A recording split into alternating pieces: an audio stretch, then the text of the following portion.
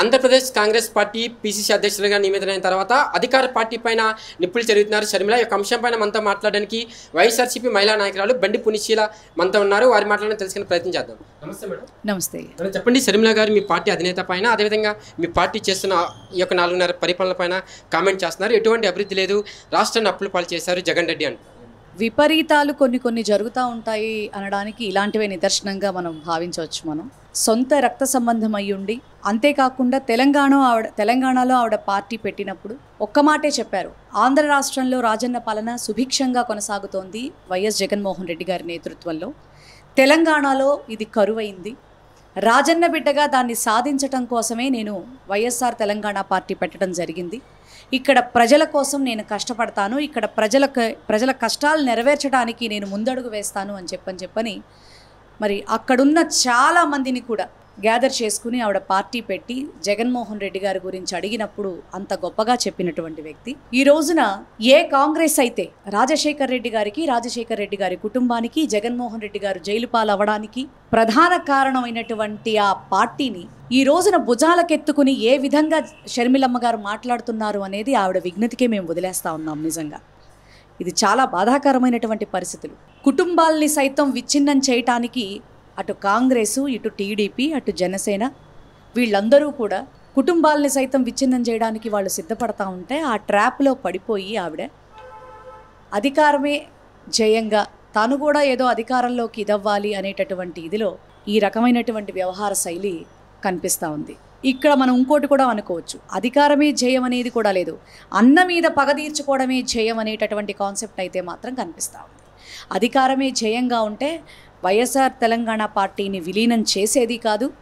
ఈ రోజున ఎంతమంది బయటకు వస్తున్నారండి, ఆవిడ కోసం మేము నడిచాం, ఆవిడ నడకలో, ఆమె అడుగులో మా భవిష్యత్తును చూసుకున్నాం, మాకంటూ బంగారు భవిష్యత్తు ఉంటుందని చెప్పని మేము ఊహించాం. కానీ మమ్మల్ని ఇలా నిన్న ఒక లేడీ కూడా బయటకు వచ్చి ఆవిడ చెప్పడం జరిగింది, మేం మోసపోయినట్టు ఆంధ్ర రాష్ట్ర ప్రజలారా మీరు మోసపోకండి, జగన్మోహన్ రెడ్డి గారికి సపోర్ట్ చేయండి అని చెప్పని మరి షర్మిల గారికి సపోర్ట్ చేసినటువంటి వ్యక్తే నిన్న యూట్యూబ్లో మనం చూడటం జరిగింది. నిజంగా ఎంత దౌర్భాగ్యం పట్టింది ఆమెకు. బంధాలకి విలువిచ్చేవాడు జగన్మోహన్ రెడ్డి గారైతే రాజకీయ చతురతలో, రాజకీయ ట్రాపుల్లో పడిపోయి కుటుంబాన్ని సైతం రోడ్డు మీదకి తీసుకెళ్ళినటువంటి వ్యక్తిగా షర్మిలమ్మ ఉండిపోయారు. ఈ రోజున ఆవిడ ఎన్ని రకాలుగా, ఎంత నీచంగా టార్గెట్ చేస్తూ మాట్లాడుతున్నా, ఇన్ని సభల్లో జగన్మోహన్ రెడ్డి గారు ఎక్కడా కూడా ఒక్క విమర్శాస్త్రాన్ని కూడా షర్మిలమ్మపై సంధించకపోవటం అనేది ఆయన విజ్ఞతికి మనం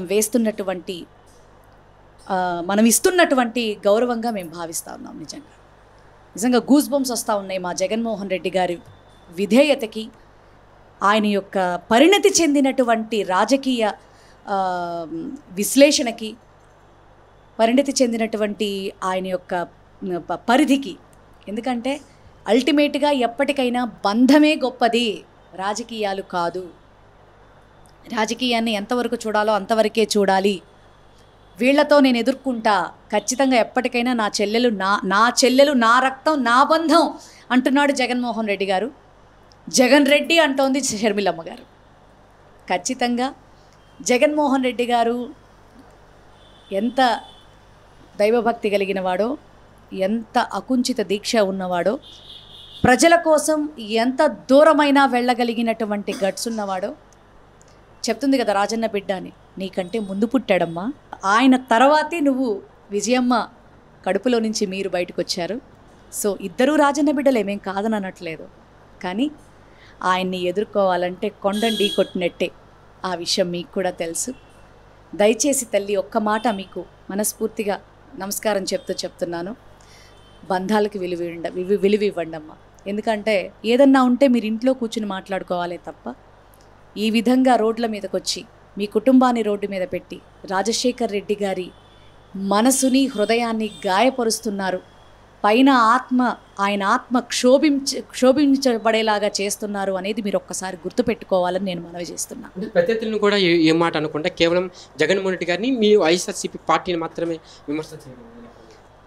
ఇందులో ఇంటెన్షనల్లీ జగన్మోహన్ రెడ్డి గారిని టార్గెట్ చేస్తున్నారు అనేది మనకి ప్రస్ఫుటంగా అర్థమవుతా ఉంది. ఆయన మీద పగ తీర్చుకోవటానికి షర్మిలమ్మ గారు ఎన్నుకున్నటువంటి ఒక దుర్మార్గమైనటువంటి రాజకీయ ప్రయాణం. దీని మీద మాట్లాడుకుంటే లేనిపోని పాపాలు తగులుతాయి.